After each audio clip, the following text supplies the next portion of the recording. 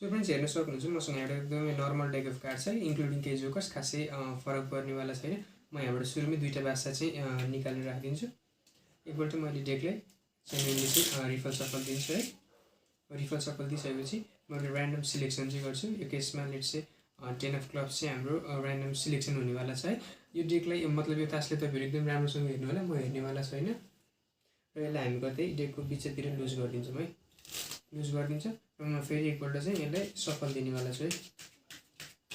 र मैले सुरुमा दुईवटा बासा चाहिँ निकालेको थिएँ, तपाईँहरूले त्यो हेर्नुभयो होला। यो ट्रिक चाहिँ के हो भने म्याग्नेटिजममा चाहिँ बेस्ट है। के हुन्छ भने जस्तो हामीले एउटा तास लिएर माथि म्याग्नेट तल म्याग्नेट राख्यौँ यताउता चलायौँ भने त्यो दुइटै म्याग्नेट यताउता मुभ गर्छ नि होइन। त्यस्तै यो सपोज म्याग्नेटिक फिल्ड एउटा कुनै अब्जेक्ट हो पेपर जस्तो, र हाम्रो दुईवटा बासाले चाहिँ दुईवटा म्याग्नेटको रूपमा चाहिँ काम गर्छ। जुन मैले यहाँ निकालेको थिएँ हेर्न सक्नुहुन्छ दुईवटा बासा छ। एउटा बासालाई म टपमा प्लेस गरिदिन्छु भने अर्कोलाई म बटममा प्लेस गरिदिन्छु। र मैले यसरी स्ट्रेट यस्तो गर्ने भने मेरो हातमा चाहिँ एउटा कार्ड आउँछ। हामीले सुरुमा हेरेको तास कुन थियो भने 10 अफ क्लब्स थियो, जुन चाहिँ मेरो यहाँ डेकको बिचमा चाहिँ दुईवटा कार्डको बिचमा चाहिँ आइसकेको छ। Thank you. यो वाट्सएप गाइस, स्वागत छ तपाईँहरूलाई हाम्रो आजको युट्युबको नयाँ भिडियोमा। र म फेरि अर्को एउटा म्याजिक चाहिँ लिएर आइसकेको छु। यो भनेको एकदम बिगिनरको लागि नो सेटअपवाला चाहिँ कार्ड ट्रिक हो। तपाईँहरूले स्पेक्टेडबाट बरोड डेकबाट पनि गर्न सक्नुहुन्छ। र बिगिनर हुनुहुन्छ भने पनि यो ट्रिक चाहिँ एकदम सजिलैसँग केही दिनको प्र्याक्टिसले, केही दिन पनि लाग्दैन, केही समयको प्र्याक्टिसले एउटा राम्रो कन्ट्रोल आउँछ भने तपाईँहरूले यो ट्रिक चाहिँ गर्न सक्नुहुन्छ है। यो ट्रिकमा चाहिँ एउटा म्याग्नेटिजम बेस्ड भनेर चाहिँ मैले यहाँ देखाएको छु होइन। यो कसरी गर्ने के गर्ने भनेर चाहिँ म तपाईँहरूले प्रेजेन्टेसनको टिप्स सहित चाहिँ म यो कार्ड म्याजिकको चाहिँ ट्युटोरियल दिन्छु। ढिला नगरिकन हामी सिधै जान्छौँ ट्युटोरियलतर्फ। सबभन्दा पहिला हामीले एकचोटि सफल गरेर चाहिँ होइन जेन्युनली सफल गरेर चाहिँ यो ट्रिक चाहिँ स्टार्ट गर्छौँ है।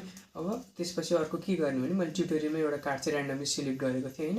अब यो केसमा लेट्स चाहिँ 6 अफ क्लब्स छ होइन। अब यसलाई तपाईँहरूले डेकमा कतै लुज गरेको छु भनेर चाहिँ तपाईँहरूले एकदम बटममा चाहिँ कन्ट्रोल गर्नुपर्छ है। बटममा कन्ट्रोल गरिसकेपछि के गर्ने भने म चाहिँ के गरेर चाहिँ सुरु गर्न चाहन्छु भने एउटा हामीले तपाईँहरूले साइन्स त पढ्नु नै भयो होला होइन। त्यसमा म्याग्नेटिजम भनेर यस्तो हुन्छ भनेर चाहिँ म्याग्नेटिजमको चाहिँ त्यो एउटा विशेषता भनौँ न, कसरी काम गर्छ म्याग्नेटले भनेर चाहिँ त्यो चाहिँ म बुझाएर चाहिँ बल्ल यो ट्रिकमा जान चाहन्छु। जसले गर्दाखेरि चाहिँ अडियन्सले एकदमै एटेन्सन पे गर्छन्, प्लस तपाईँको म्याजिक भनौँ न के गर्न खोजेको त्यो उनीहरूले बुझ्छन् पनि है। कार्ड खसेको छ, म के गर्छु भने यहाँ माथि म्याग्नेट तल म्याग्नेट राखेर यताउता गऱ्यो भने त्यस्तो हुन्छ होइन। अब हाम्रो यहाँ पनि त्यस्तै चाहिँ गर्न खोज्छौँ भनेर चाहिँ म देखाउँछु है। अब त्यति गर्दाखेरि हामीले कार्ड चाहिँ जुन सिलेक्ट गरेको कार्ड थियो त्यो चाहिँ हाम्रो बटममा चाहिँ कन्ट्रोल हुनुपर्छ है। बटममा कन्ट्रोल गरिसकेपछि जुन भनेको हाम्रो म्याग्नेट बनाउनेवाला जुन कार्ड छ होइन, त्यसलाई चाहिँ म्याग्नेटको रूपमा प्रस्तुत गर्ने कार्डलाई चाहिँ मैले चाहिँ बादशाह चाहिँ यहाँ लिएको छु है। दुईवटा किङ चाहिँ लिएको छु। तपाईँहरूले जुनसुकै आफूलाई मनपर्ने कार्ड अथवा स्पेक्टेटरलाई उहाँहरूलाई सोधेर होइन तपाईँको फेभरेट कार्ड कुन हो भने एक कार्ड जस्तो मेस्सी भयो भने होइन त्यो कार्ड लिएर गर्दाखेरि अझ पनि राम्रो हुनसक्छ है। उनीहरूसँग कनेक्टेड भएर उनीहरूलाई सोधेर त्यो गऱ्यो भने त्यसपछि हामीले के गर्छौँ एउटा किङ टपमा राखिदिन्छौँ, अर्को किङ बटममा प्लेस गरिदिन्छौँ है। तर हामीले के बिर्सिनु हुन्न, हामीसँग अलरेडी त्यो तास चाहिँ बटममा कन्ट्रोल छ। तपाईँहरूले यताउता भन्ने बेलामा फ्ल्यास चाहिँ नगर्नु होला है। सो हामीले एउटा फर्स्टको किङ यो सुरुको किङ चाहिँ डेकको टपमा चाहिँ यसरी राख्छौँ भने अर्कोलाई चाहिँ हामीले जुन छ फेसअप गरेर चाहिँ हल्का यति जति ग्याप राखेर यो जुन हल्का यता बाहिर निस्किने गरी यसरी राख्छौँ है। मैले अलरेडी एउटा 6-9 वाला म्याजिकको चाहिँ भिडियो लिएर आइसकेको छु। त्यसमा मैले यो वाला मुभ गर्न चाहिँ तपाईँहरूलाई सिकाएको छु है। त्यो जसले हेर्नु भएको छ एकपल्ट त्यो म्याजिक पनि हेर्नु होला, त्यो पनि सजिलो छ, लगभग एमा बेस्ट छ है। यसमा चाहिँ के गर्नुपर्छ भने तपाईँहरूले डेकलाई थम्बले यहाँनिर प्रेस गर्ने, बाँकी 3 औँला यहाँ राख्ने होइन।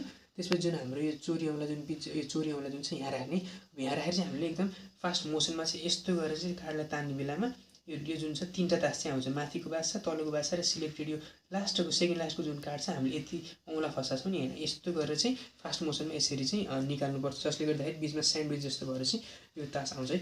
फास्ट मोसनमा गर्दाखेरि कस्तो देखिन्छ यहाँ छ। अब म तपाईँहरूको तास चाहिँ निकाल्छु है त। यो म्याग्नेटले चाहिँ फाइन्ड गर्छ भने गर्दाखेरि चाहिँ दुईवटा तास यसरी चाहिँ एउटा तास चाहिँ दुईवटा तासको बिचमा फसेर आउँछ। यो कसरी गर्ने म तपाईँहरूलाई त्यो भन्छु। तपाईँहरूले यहाँ के गर्नु पर्दैन, दुईवटा तास यसरी यहाँ माथि तल लिनुहोस् अनि यसलाई यसरी बिचको बाँकी सबलाई खसाल्नु त टप र बटमलाई छोडेर है यसरी। अरू अब योवाला गर्नलाई चाहिँ तपाईँहरूले यहाँनिर हल्का यसलाई हल्का साइडमा धक्काउँदैन, फेरि यति पुरै यता पनि पुर्याउनु पर्दैन, हल्का है। तपाईँहरूले जुन हाम्रो यो चोरीवाला जुन छ यो फसानलाई यहाँनिर राखिदिने, त्यसपछि यसरी चाहिँ तान्दिने। म 6-9 वाला म्याजिकको भिडियो चाहिँ त्यसको लिङ्क चाहिँ ट्युटोरियल तल कतै कमेन्ट सेक्सनतिर ड्रप गरिदिन्छु, तपाईँहरूले त्यहाँबाट हेर्न सक्नुहुन्छ। म एकपल्ट के गर्ने यो मुभलाई समराइज गरिदिन्छु है। स्पेक्टेडबाट एउटा कार्ड चाहिँ हामीले सिलेक्ट गराउँछौँ, लेट्स चाहिँ किङ अफ स्पेस है। त्यसलाई हामीले कतै लुज गरेको भनेर चाहिँ हामीले बटममा कन्ट्रोल गर्छौँ। उनीहरूलाई म्याग्नेटिजमको बारेमा होइन तपाईँहरूले आफ्नै वेमा प्रेजेन्ट गर्न सक्नुहुन्छ यो मुभ है, कसरी चाहिँ के गर्ने भनेर।